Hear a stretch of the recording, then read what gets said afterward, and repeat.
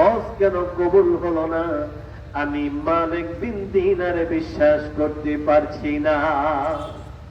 দীর্ঘক্ষণ সময় মালিক বিন দিনার মুহাম্মদ বিন হারুন বালখি আল বাগদাদির পিছনে দাঁড়াইয়া দাঁড়াইয়া তার মুনাজাতের দৃশ্য দেখল। এক পর্যায়ে পিঠের মধ্যে হাত দিল। মুহাম্মদ বিন হারুন বালখি আল বাগদাদি মুনাজাত শেষ করে দিয়া মালিক বিন দিনার দিকে চেহারাটা ফেরালেন, বললেন, ভাই কি তোমার পরিচয়? কেন তুমি আমাকে থামালে? বলে, আমার নাম হলো মালিক বিন দিনার। চিনতে আর বাকি রইল না আল্লাহর ওলি। সাথে সাথে জড়াইয়া ধরল, বলে, আল্লাহর ওলি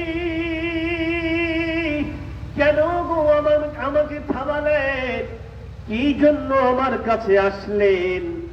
বলল, আপনার নাম কি মুহাম্মদ বিন হারুন বালখি আল বাগদাদি কিনা? বলা, হ্যাঁ, আমার নাম মুহাম্মদ বিন হারুন বালখি আল বাগদাদি।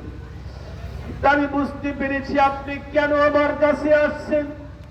বলল, ভাই গতকাল রাত্রে স্বপ্ন দেখেছি এই বছর সবার হজ কবুল হলো, এক ব্যক্তির হজ কবুল হয় নাই।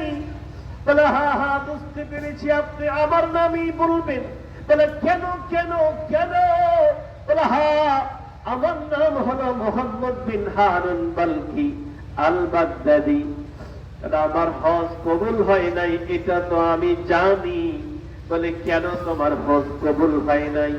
ও ভাই, আমি এত বড় গুনাহ করেছি, এত বড় অপরাধ করেছি, এত বড় অন্যায় করেছি।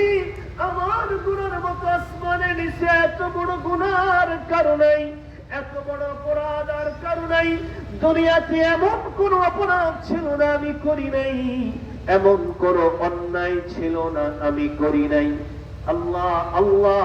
মুহাম্মদ বিন হারুন বালখি আল বাগদাদি তিনি বলেন, ভাই আমি 1 বছর নয়, 2 বছর নয়, 3 বছর নয়, লাগাতারে 40 বছর পর্যন্ত হজ করি।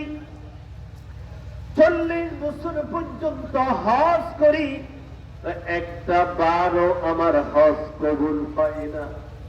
তা আমি বাইতুল্লাহর চারপাশে তওয়াফ করি, বাইতুল্লাহর চারপাশে তওয়াফ করি, আমি বলি লাব্বাইক আল্লাহুম্মা লাব্বাইক, আর গায়েব থেকে আওয়াজ আসে লা লাব্বাইক লা লাব্বাইক। ও মুহাম্মদ বিন হারুন বালখি আল বাগদাদি, আমি সবার হজ কবুল করব, তোমার মতো গুনাহগারের হজ আমি কবুল করব না।